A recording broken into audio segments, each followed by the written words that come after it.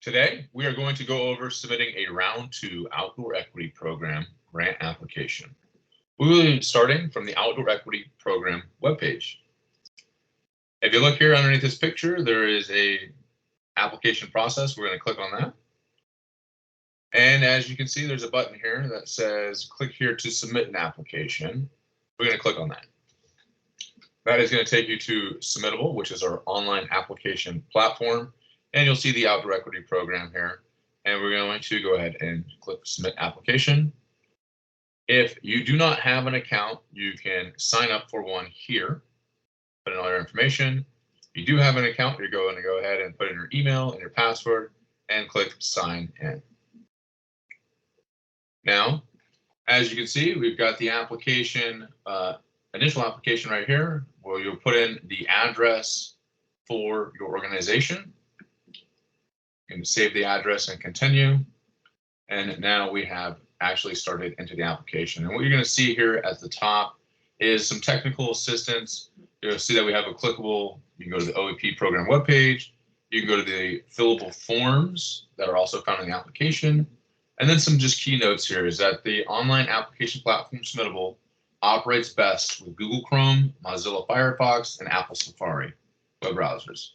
So the platform does not support the use of Internet Explorer or Microsoft Edge.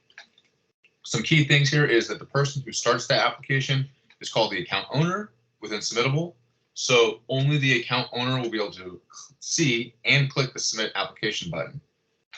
Owners can invite other team members to collaborate on the application. We'll get into that a little later on. And just remember that you can manually save the draft that you're working on. There's a Save Draft button at the very bottom of the application. So you scroll all the way down, there's one down there. And then we'll kind of see some things as we go here. We'll see that there are some red asterisks. Those are going to be required fields. You're going to want to make sure that you enter all the information for those. We talked about collaboration, but I'm going to show you now how you can add that. So at the very top of this application, where it starts here, where we see it says Manage Collaborators. So if you click on that, you will go ahead and enter the email address of the individuals that you'd like to collaborate with in real time. They're going to receive a link and have access to this application form until you complete the submission, until you click that Submit Application button. So remember that as the owner, only the account owner will be able to submit the application. So here we are, we're back at the application. We've got some information here, and then you'll see when we get into the criteria that we have technical assistance below each criteria. So this one, checklist item number 1, the application form, you can find the directions. They can be found on page 14 of the application guide. So if you click on this link, it's going to take you to page 14 in the application guide. Now, if you look in here, we've got, again, criteria 1 is starting here, criteria 1, community home base. You can use the community fact finder. It's got a link that goes directly there. The scoring rubrics are also included. So scoring rubrics for criteria 1 are on pages 17 through 18 of the application guide. So if we click that, it's going to open up here, and here we are. We're on page 17, 18, and you can see the exact scoring rubrics that we will be using to score your application. So back here in the application, you'll see we've got all the criteria.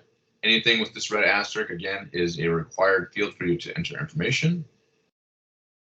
Then when we get here, we're at the end of the grant selection criteria. The rest of this is checklist items. So checklist items 3 through 9 are here. Remember, so what is due at the time of application is the criteria. Those are the questions.